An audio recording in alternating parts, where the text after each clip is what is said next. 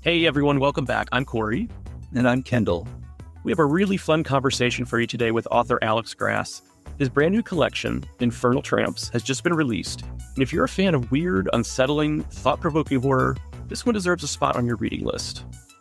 Alex has a great sense of humor, but underneath it all is a fascinating perspective on why horror matters.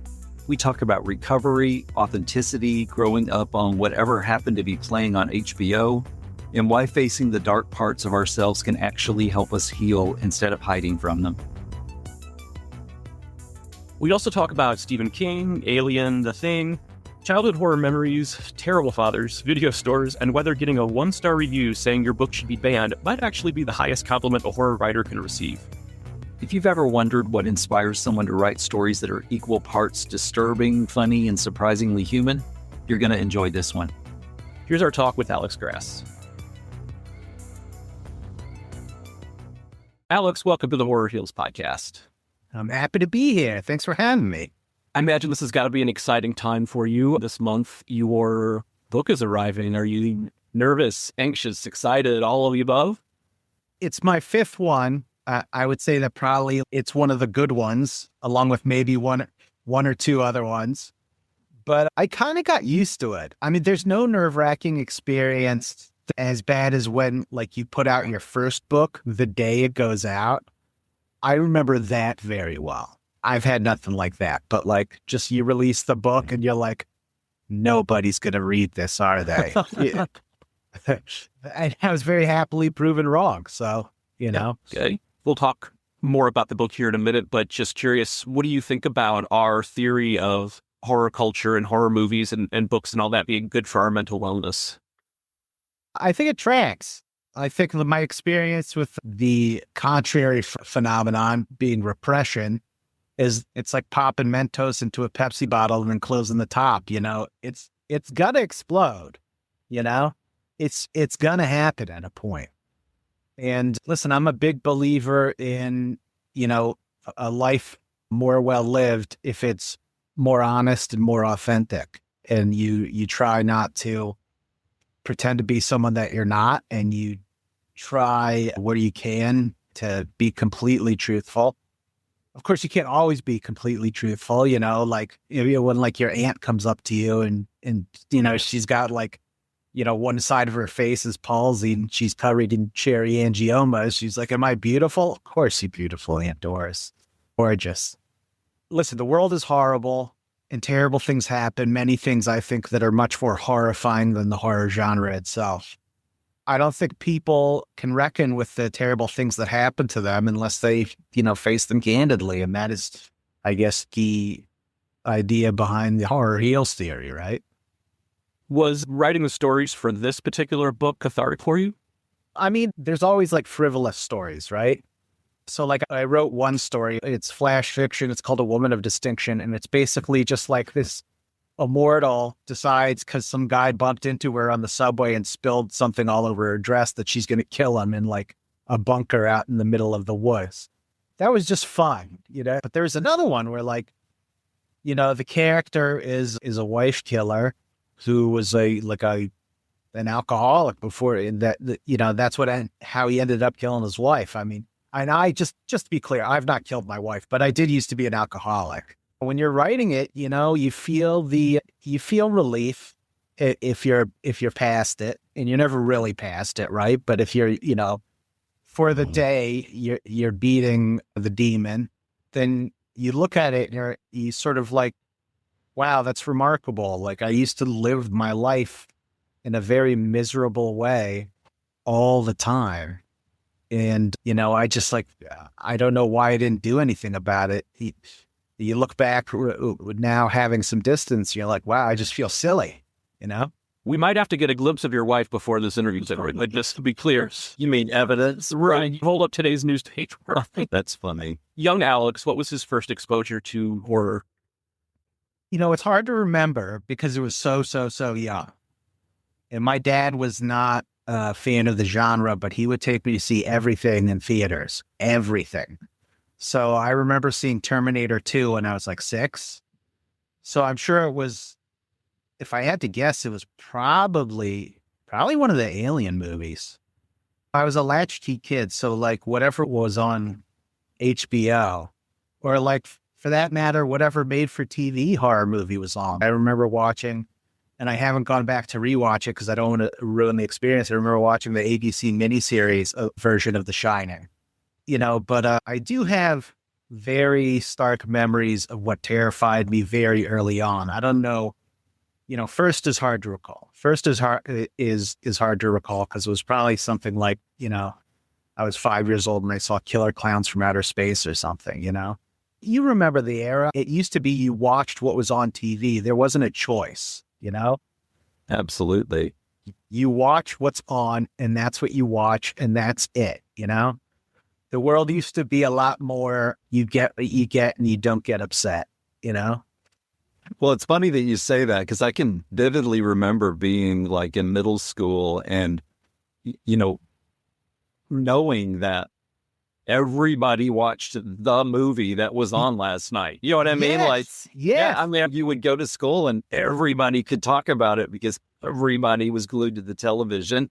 Yeah, absolutely. So it's so different. Nowadays, you got to suggest things to people, It's Right. like, And this isn't horror related at all. I distinctly remember like a down the street neighbor, like 3 doors down, being like, "You better get inside. Mork and Mindy are about to get married." I mean, Like, you can't miss that. that's important. Exactly. Well, yeah, I remember like everybody freaking out about the last episode of Seinfeld. It was major. We went Yeah, to like a screening where they showed it on a side of a building. It was such a huge thing. There was nothing else going on that night. Yeah, I mean, the last time people were so upset about a Jew leaving the public consciousness was about 2,000 years ago, So going back to those early memories, like, did you have an inkling at all as a kid that you wanted to work in the horror genre or write stories and stuff? I know you've had pretty varied professional, stuff just looking at your bio. I had no idea. I really thought, I was like a lot of boys. I thought like I wanted to do what my father did. My father was a retail executive.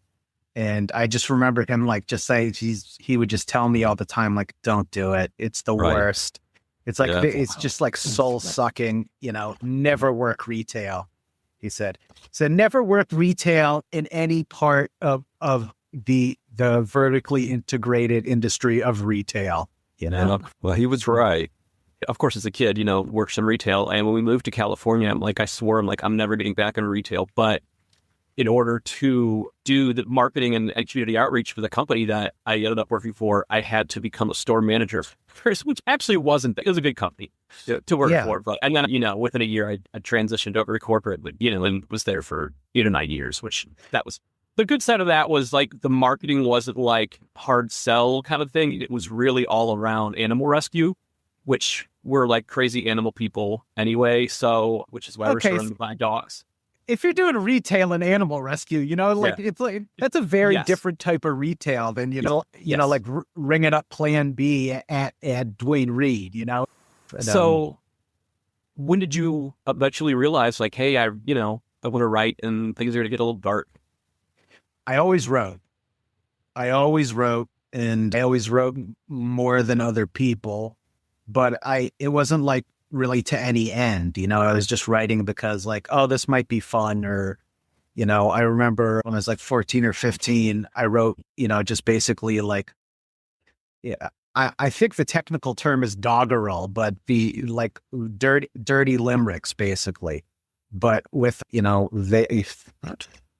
much more visceral imagery than, you would typically associate with dirty limericks. Like all that stuff, like romanticizing the wretched, like teenage boys do, like crack whores and guns and violence and all this stuff you see on TV. And, because you're not a parent yet, you don't realize how awful all that stuff actually is. So I was writing those stories. And then, of course, I tried my hand as every young Jewish boy from my generation did, is writing hip hop lyrics. And, mercifully, those are, have been long chewed up by the garbage disposal or the, and, I was always writing. I really had no clue though, that I would make something of it. And for a long time, I was really not in a position to make anything of it. And I didn't really have it takes like endurance and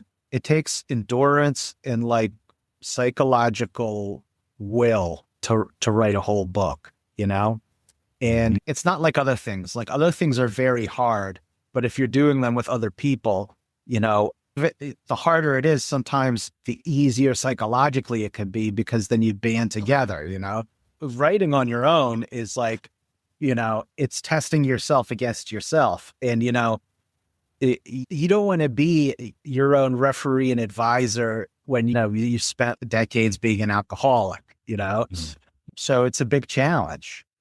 But I think that it's unique along with, the other art form media like painting and music. You take something from yourself and you leave it, and there's posterity, and you can reference it, or you can, I don't know. It's like mental bricklaying. You can go back 100 years later and say there's the cornerstone.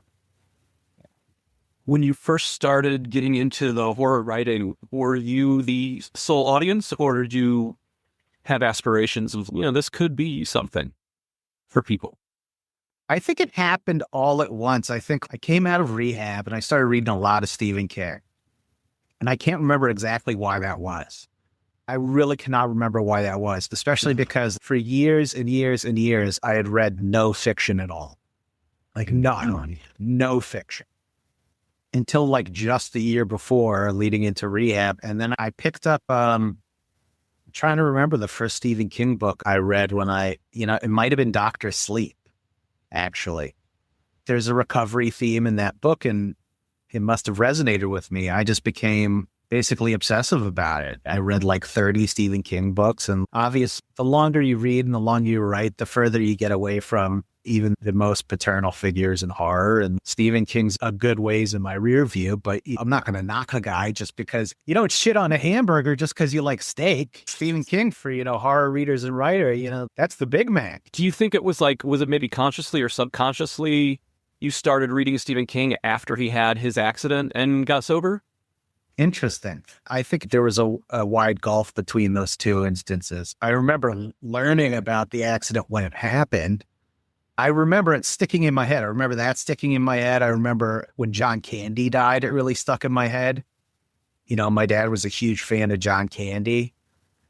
Stephen King definitely has his parental figures make some interesting choices. As a father of two young men, does that seep into your consciousness when you're approaching writing, or are you going to have some fucked up fathers in your stuff too? No, there's plenty of fucked up fathers, because like my father was a fucked up father. I still love the guy, at a certain point, you have to reckon with that. It's very rare for sons not to have some sort of agita with their fathers. I dealt with it in my way. For a long time, I was very angry, but it's reality. It's part of life. And it's unpleasant to go through, but it's very good for storytelling.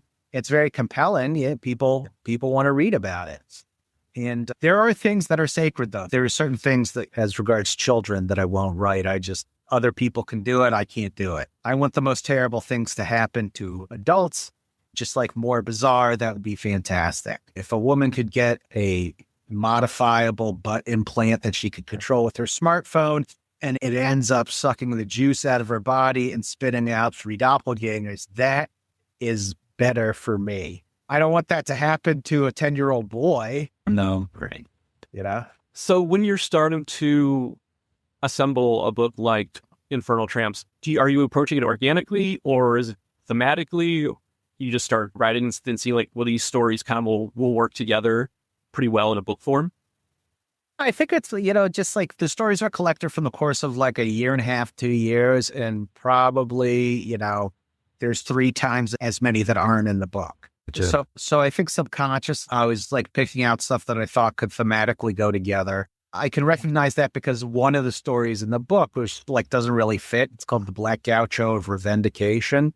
It's just sort of about like this outpost in a world where there's commercial space travel and commercial freight hauling. And this guy's the last human. on, on some colony. And I look back on it and I'm like proud of the story, but probably people will read the book and be like, wow, this is weird. A couple pages ago, you were talking about like a dog the size of a horse killing people. And like now you're talking about there's always room for the sad stories because people want to feel sad sometimes. You got to feel it every once in a while. You can know what the other side of the spectrum is.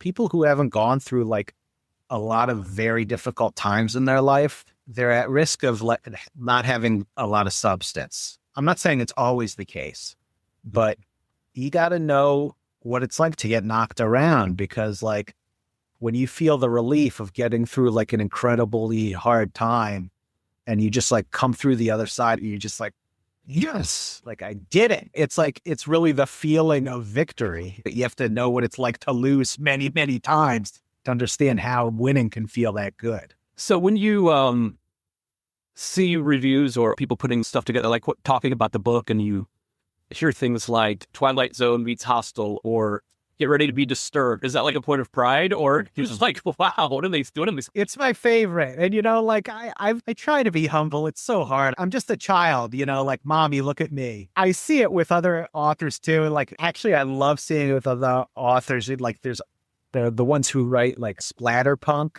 and they post like their 1-star reviews. And I haven't had anything like that, but like I would love it if someone was like, this book should be banned. I'd be like, yes. Yeah. Best publicity you can get, right? Yeah, for sure.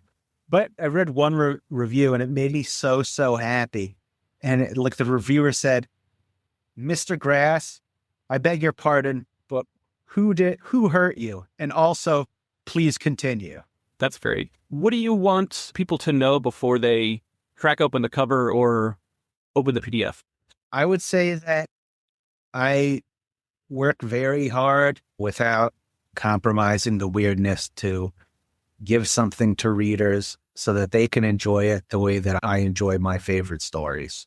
And that's my great hope, to find somebody who will be affected by one of my stories the way I've been affected by something spectacular. Like I remember reading Lazarus by Leonid Andreev, and it's like basically Lazarus is resurrected, but you see it from the standpoint where he's sort of infecting everybody with this cosmic dread. And it just like bowled me over. I just like, it's amazing. These are words and these words are affecting me, if you think about it, because there's nothing, there's no connection. It's not like food or alcohol. It's not a biological process in the strict sense. You read something on the page and it alters your brain chemistry and it stays with you. I'm very aware of that. And I try very hard. I like to give people, really, really weird shit that freaks the hell out of them, And I think I do an all right job at it. Do you envision seeing your stories on the screen? Any writer who says no is a liar. I have said this many times because all of us grew up, no matter how much we read, we saw more movies. With only the most extreme limited exception. Unless you're an Anabaptist living in central Pennsylvania, you've seen more movies than you've read books. I would love one day to look at a movie and to be able to say like, wow, they really got it all wrong. I would just like, why is the grandfather a female school teacher now? I just like, why is this 30 years in the future? What?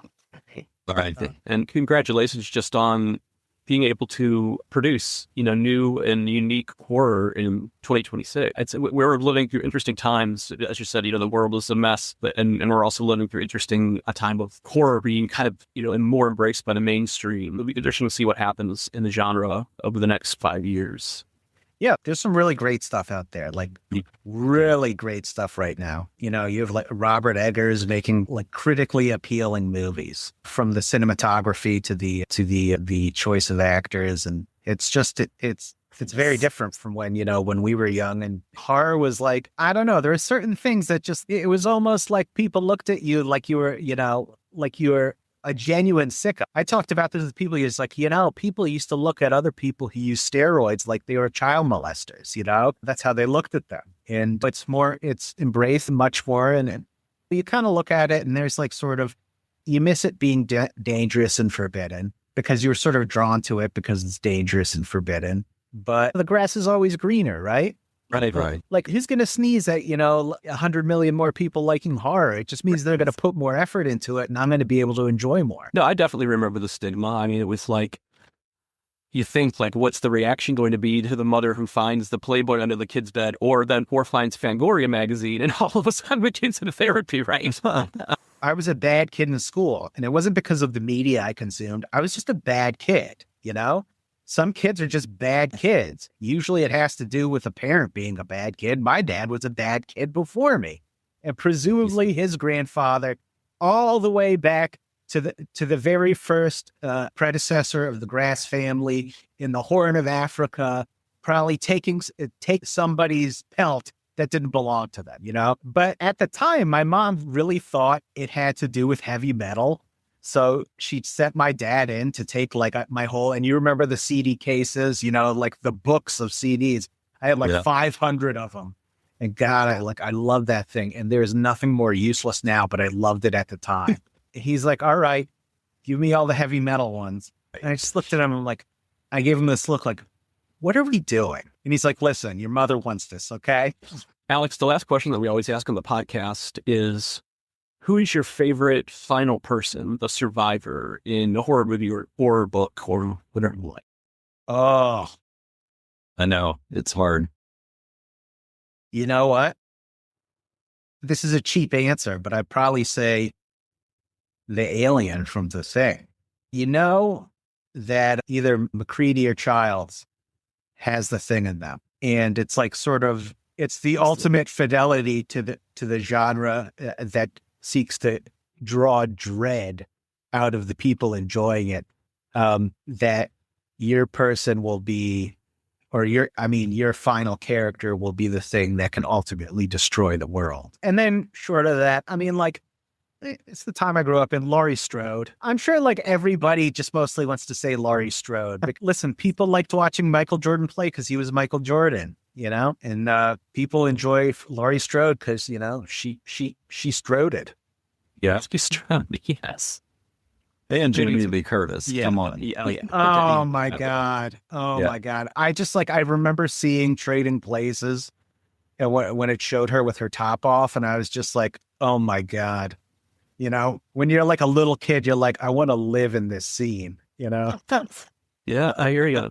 Of course, that was one of those that played on HBO, consistently. So you're seeing it, Oh my God. And you never see that play now for very obvious reasons. Well, yes. Yeah. Awesome. Well, thank you so much for coming on and doing this, and congratulations on the new book. Thank you very much. I'm very happy to be on it. I had a great time. Can I plug? Close. If you want to find the book and anything related to the book, you can go to www.infernaltramps.com and on Amazon and look up the name Alex Grass. That's GRASS, like the green grass, Infernal Tramps. And that's my spiel. I love guests like Alex because he'll have you laughing 1 minute and then drop a line that makes you stop and think. One thing that stuck with me was when he talked about repression. His point was simple. If we keep shoving everything down, eventually it's going to come back out somehow. Horror gives us a safe place to explore those fears instead of pretending they don't exist. That's really the heart of what Horror Heals is all about. And congratulations to Alex on the release of Infernal Tramps. We have links in the show notes where you can pick up the book and learn more about his work. We'd also love to hear from you. Which horror author first pulled you into the genre? Was it Stephen King, Shirley Jackson, Clive Barker, somebody else? Let us know on social media. A Horror Heals podcast is produced by Mosaic Multimedia, LLC.